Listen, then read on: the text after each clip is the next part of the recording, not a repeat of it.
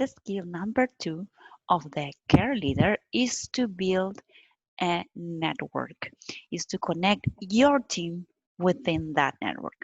Your team needs to be together in strong connections, just like the carbons to a diamond, and they need means to also connect to other teams outside of that network, other departments, even the community.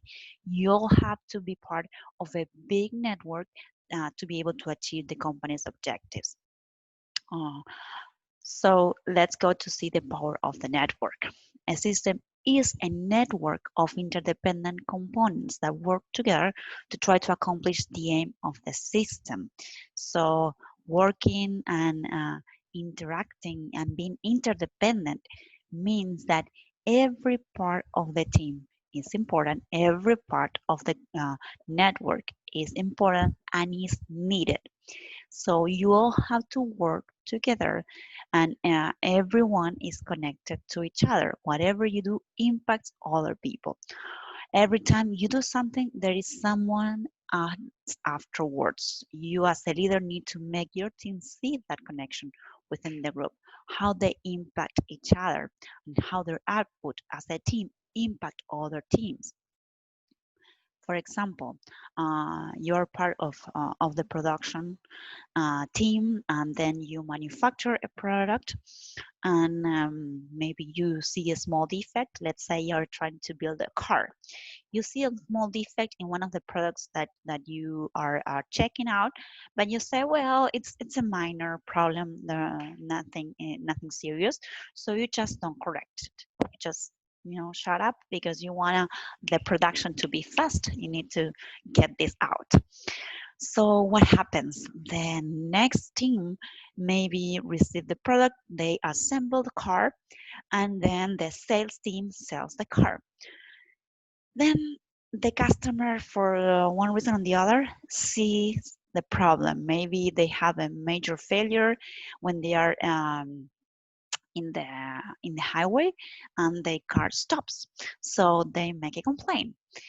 What happens next? Well, the company has to make a major recall, or maybe they have to investigate what's the cause of the problem, solve it, give another car in the meantime to the customers so that they are not complaining. So all these expenses are much higher whenever you don't see the problem when it happened. If you see it much later, the cost of that is much higher. So that's why you need all the employees to understand how whatever small thing they are doing every day, it can impact tremendously to clients. And sometimes it's not only bad, sometimes it's great things. Sometimes a customer representative is taking a call and they're just saying something nice to the customer, or they are helping them to get something, and maybe that is something that helps the person so much that they communicate that small action to a lot of friends, a lot of people. They even comment that on social media, and maybe that makes the company get a lot of new customers. So every little interaction, every little action we make can impact tremendously to all other parts of the company, and also outside the company in the community. So it's great that you as a leader can help your team understand always who is the supplier, what is the process, and who is the customer that will receive your product. Make sure everyone knows how they are part of this big chain. And the main part why you have to understand this is because, as Edward Deming, the statistician, would say, 96% of the problems are originated by the system, which is defined by leaders, and the other 4% is due to a special cause. That means that whenever there's a failure, whenever there's a mistake, whenever there's a problem with the team, it's usually a problem with the system. It's not just one person or one employee doing something wrong, but there's probably a system that is not helping that person or that team do the right thing. So first, find out how you can manage the system. Maybe you can change the way you communicate with the group. Maybe you have to change the rules of the group. Maybe you have to change the processes. Maybe the materials you're receiving are not correct. Um, there are many things that can be impacting your system, but you as a leader first need to think that, hey, most of the problems have to do with the system, not with an only person. So before blaming one person, just see what can be done in the system. So this uh, problem of the connection and building a network is even more difficult when you are in a crisis, and especially when you are working remotely. After COVID-19, the connection among team members decreased significantly. Globant, a company specialized in artificial intelligence, conducted a survey of 900 US employees from the private sector to understand how the new dynamics have affected their work. And this survey, they uncovered that almost half of the respondents, that is 49%, said that their work output has decreased while working from home. But the main reason was that they had difficulties to communicate with the team members. So communicate constantly during a crisis is it's crucial. A lack of communications breeds unease. As a result, trust and psychological safety can quickly erode the company trust. Communicate constantly even when you don't have anything concrete to say. Sharing even when you don't have the answers builds confidence and a sense of common experience. So communicate the information you can and explain what and why you can reveal, and when you hope to be able to see the light at the end of the tunnel.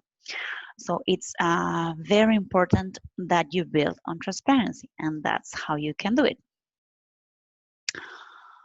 Um, use all the tools possible to communicate. The most common are Zoom, Teams, Google Meet. That's what all the companies have been doing. But there are many ways that you can use them the right way. More than 60% of the communication is nonverbal. So it's truly important that you try to avoid the phone and use always the video. It happens that when you go to a meeting with more than 10 people, you tend to turn off your camera and just multitask while you listen to whatever they're saying. That makes you not engaged in the team. Why are you there if you just listen and you don't contribute? So avoid that. Ask all the team members to turn on their video camera and maintain eye contact as much as possible to increase engagement and prevent people from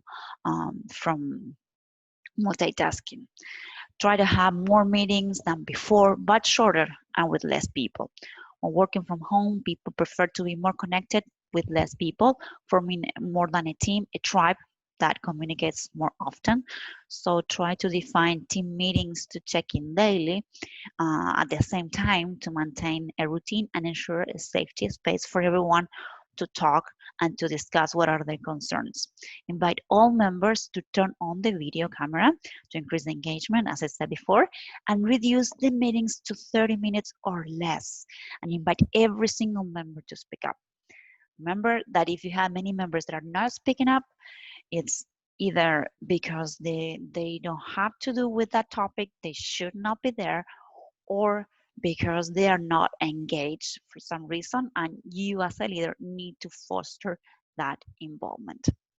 You can also organize informal meetings for larger groups to promote networking. Many companies organize events such as cooking nights, birthday celebrations, or baby showers through Zoom. So you can also have virtual breakfasts or lunch breaks when you have a channel open where people can connect and see how others are doing. On Zoom, you can organize also breakout rooms if people from that large group want to form smaller groups. the owners or the managers of the company should join also if you had this breakfast or these lunches, not every time, but they should join often so that people can see them and can ask them questions if they want. The company 1-800 Contacts, for example, hosts a virtual lunch on Tuesday and virtual coffees on Thursdays. The company 5 organizes a virtual baby shower and offers art or cooking classes. Another company, 97th floor, opened a meeting link to connect for lunch every single day. So these meetings have no agenda. Imagine that you have maybe 100 of employees connected. So what you need to make sure is that everyone can dial in and they can do whatever they feel like. It's a chance for employees and the management team to connect, just like if they were in the same building. The key is to create different ways of integrating everybody. The associates are free to find the one that suits them the best. Other means to communicate are Slack channels where you can define a topic or a question and people can contribute, WhatsApp to send text messages and voice messages. But remember, the key here is to communicate often, short and sweet, and also communicate in different ways because different employees have different ways and prefer different ways of communicating. Now to close this skill of networking, let's do a small exercise. Take your book note and write down your circles of influence. Write down the names of the members in your organization that work with you and draw different lines to simulate how they connect with each other. For example, you are in the middle, then you have in the outer circle, you can have your team. Try to see how you're connecting with them, how often you're connecting with them, and then try to define in the outer circles maybe other teams, your boss, other companies, other organizations or community organizations, even the government can be in the outside, maybe Chamber of Commerce. So try to see who should be connected with you in a regular basis and try to set ways to make contact with them so that you don't lose those important connections and you keep that fresh. I hope you enjoy this exercise. Take your time and then we continue with the next skill. Thank you very much. See you in the next video.